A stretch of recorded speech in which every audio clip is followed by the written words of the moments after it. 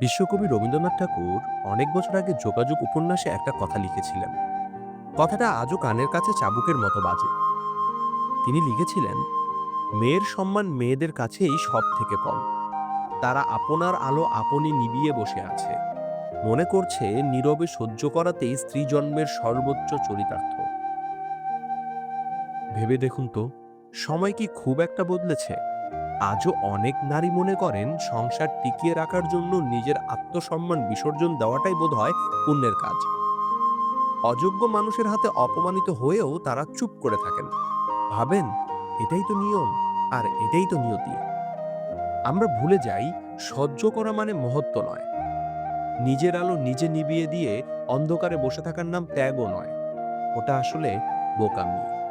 যে নারী নিজেকে সম্মান করতে জানেন না, পৃথিবী তাকে কখনো সম্মান দেয় না, আর দেবেও না।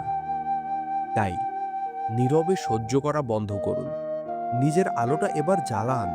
কারণ আপনি দয়া পাওয়ার জন্য এই পৃথিবীতে জন্মগ্রহণ করেননি, আপনি মাথা উঁচু করে বাঁচার জন্য জন্মেছেন।